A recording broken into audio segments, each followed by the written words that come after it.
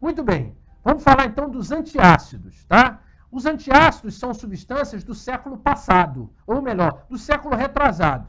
Eu não sou garoto de propaganda de nenhum desses antiácidos, mas vejam, a Constituição é muito parecida, tá certo? Agora eu chamo a atenção para vocês o seguinte, e isso vale para tudo na farmacologia.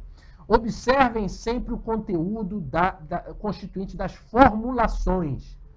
Olha só, se vocês olharem, a gente tem hidróxido de alumínio, a gente tem bicarbonato de cálcio, bicarbonato de sódio, carbonato de cálcio, hidróxido de magnésio. Observe a fórmula aqui desse antiácido. Tem bicarbonato de sódio, carbonato de cálcio. Aí você vai dizer assim, pô Pedro, tem ácido cítrico. Ácido cítrico é um conservante. Você vai achar isso em vários tipos de constituinte de fármaco. Serve para conservantes, tá? Então tá certo o ácido cítrico. Agora olha aqui, ó. Ácido acetil salicílico, numa dose de 325 mg. Você vai dizer assim, pô Pedro, ácido acetil salicílico não é um anti-inflamatório não esteroidal? Excelente, exatamente. O que ele está fazendo na fórmula? Te pergunto a mesma coisa, não sei. Mas observa, eles usam como antiácido e analgésico. Isso não vai provocar analgesia em lugar nenhum, amigo. Essa dose é uma dose elevada de ácido acetil salicílico e corre o risco do indivíduo desenvolver algum processo, se ele até for mais suscetível, desenvolver algum processo ulceroso. Então vejam como nem tudo faz muito sentido na cabeça da galera, tá? Não é propaganda contrária, mas observem sempre as formulações. Muito bem. Então vamos conversar um pouquinho. É muito simples, tá? O mecanismo de ação. Observa, todos eles são uma reação estequiométrica, química pura. Lembra do segundo grau? Daquele teu professor de química orgânica, que falava, vamos fazer a estequiometria, o balanço. É simples. Então eu tenho um antiácido, uma base. Então observa, hidróxido de alumínio, hidróxido de magnésio, carbonato de cálcio, bicarbonato de sódio, que vai reagir com ácido, olha aqui, ó, HCl, HCl, HCl, HCl, em reações que podem ser mais lentas ou moderadas, então HCl, HCl, HCl, HCl, em reações que podem ser de lenta a rápida, passando por moderado, e vai originar o quê? Lembra disso? Química. Ácido, base, sal e água. Pode ver, todos eles. Qual é a diferença? Nos que tem carbonato, observa que além do sal e da água forma o CO2. Esse CO2 vai ser importante para o principal efeito adverso dessa classe, tanto do carbonato de cálcio quanto do bicarbonato de sódio. O que é? Excesso de gás, eructações, flatulências, incômodo para o personagem, para o seu amor que está ao seu lado em momentos em que você tenha que fazer uso dessas substâncias.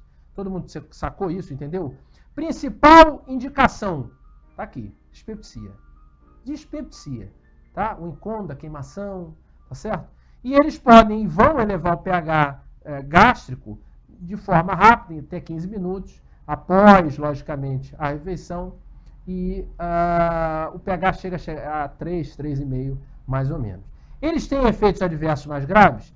Eles têm. Eles são de bem boa aceitação, tá certo? Uma coisa que eu tenho que chamar a atenção para vocês, antes dos efeitos adversos em si, é no momento de se utilizar.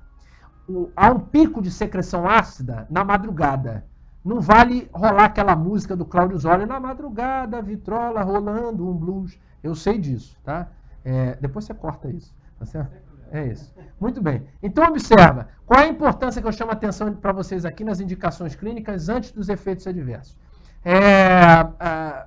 Que o uso do antiácido ele tem que ser feito de forma, obviamente, a administração é oral, 1 a 3 horas após a alimentação e ao deitar. Então, na madrugada, eu tenho um pico da produção ácida, muito por relação da acetilcolina com o aumento da liberação estaminérgica, tá certo? Então, 1 a 3 horas após a alimentação e ao deitar, para evitar aquele aumento da secreção ácida noturna, que é um incômodo. Inclusive, para indivíduos que têm doença do refluxo gastroesofágico, à noite é indicado a elevação do travesseiro para evitar que haja o refluxo, que aumenta a secreção ácida noturna. Muito bem. Então, dispepsia correlacionada com refluxo, que eu acabei de falar, e suspensão apresenta uma maior capacidade de neutralização em comprimidos mastigados. Você tem que mastigar o comprimido. Não adianta engolir direto, que você vai alterar mecanismos farmacocinéticos da substância, tá certo?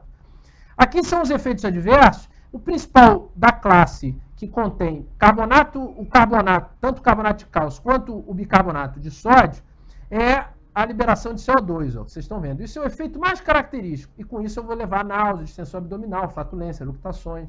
Agora, todos eles têm efeitos adversos que podem se tornar mais graves. Por exemplo, o alumínio, ele é um potente constipador, então eu posso fazer constipação. O alumínio, ele pode provocar, acumulando-se, pode produzir insuficiência renal, mas isso são concentrações enormes. É como se você pegasse, vou dar um exemplo, você pega um Eno-Guaraná e toma um balde de Eno-Guaraná. O risco de você desenvolver efeitos maiores, por exemplo, bicarbonato de sódio. Tá? Tem muito sódio, edema. Quem é hipertenso pode desencadear uma crise hipertensiva, mas isso o indivíduo tomar muita quantidade. Se ele tomar em doses terapêuticas, isso não vai acontecer, é muito mais difícil de acontecer. Tá certo? Então, antiácidos. Outra coisa importante do antiácido, e isso é fundamental, interação medicamentosa. Antiácido altera pH do lúmen do estômago. Isso altera a absorção, lembre-se disso. Um dos principais fatores na farmacocinética, depois a gente vai ver em aulas de farmacocinética isso, um dos principais fatores que afetam a farmacocinética é o pH do meio.